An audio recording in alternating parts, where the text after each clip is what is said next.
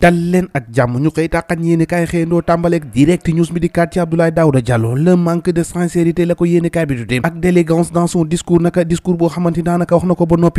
noppi ni naka Amadou Ba moomee lay jàppale nag comme ni ko président bëggee waaye nag ci discours am amul fenn foo xamante ni ci tudd na fa Amadou Ba tuddul Amadou Ba yéenekaay bi nag fi ñu toll di xëy di tàqat ñi loolee moom Abdoulaye Daouda Diallo mi bëggoon a samp ndëndam naka ngir doon président de la république loolee naka mujjee na koo teg si suuf yéenekaay bi di point actu ne xamu teg si suuf naka moo di noppi tati tataaral bi nga xamante ni si moom la ñu gis ci Mame Mbaye Niang ak Moustapha Diop booba ak léegi ñooñu nag kenn déggatu leen fenn Moussa Sow bu ko seer naka moom nee na nag gaa yi fexe rek ba suivre exemple bi nga xamante ni Abdoulaye Daouda Diallo dal na koy jël secrétariat national naka exécutif bu APR ñoom naka ànd nañu Macky Sall ni Macky Sall wax rek loolu la ñu bëgg le point actu nag moo ngay xëy ti dàqan ñi nag ana na Macky Sall def rek bu dal dee plier Abdoulaye Daouda Diallo ngir mu fexe rek bu ànd ci dogal bi ànd ak ki nga xamante ni si moo di Amadou Ba ci élection yi dal dee jëm laataa loolu libération yéene kaay di xëy di fësal nag ab descente musclée boo xamante ni si waa brigade de recherche def nañ ko ak GIGN naka foofee ca lycée Maurice Delafosse yéene kaay bi alkaati yi dañ doon jot nag ab kër goo xamante ni si mu ngi faree ci booru centre de formation artisanale boobee juróomi membre yoo xamante ni ñoo bokk benn famille nag ñu mu dina embarqué gannaaw ba ñu defee ab perquisition yéene kaay bi nag moo ngi taqaan ñi nag la tax rek ñu xëy nag ne leen buub nag yàlla day yóbbu Barça wala Barsax gi départ évité de justesse à Saint-Louis gaa ñi bayaguñ mbir mi ba léegi sa Saint-Louis nag am nañu geetari woon takku ba pare nag ngir dem waaye nag dañ leen a mujjee tere nag loolee nag yéene kaay bi xëy na koo fësal présidentielle libérakat ba léegi nag enquête yéene kaay dikkaat ci loolee choix candidat ak disparition des voix nag yéene kaay bi ne Benno Bokk Yaakaar limité na la casse ndax fintoon ni Abdoulaye Daouda Diallo ak Amadou Ba moomee fintoon ni mujjee nañoo déggoo Abdoulaye Daouda Diallo mujjee naa naka topp ci gannaaw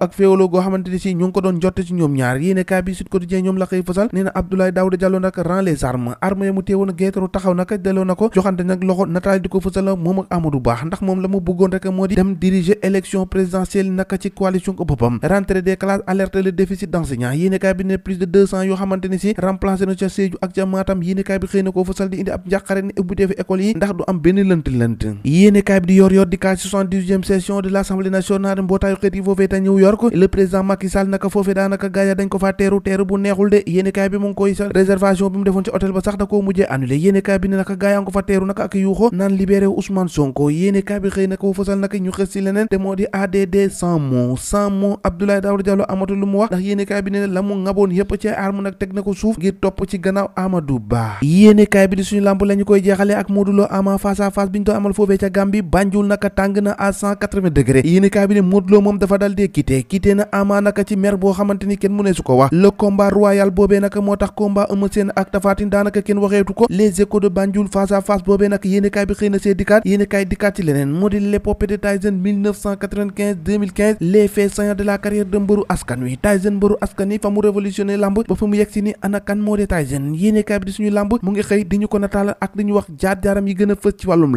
lamb jàngoog ñoo ko déggandoo jàngeen jëf ba ëllëg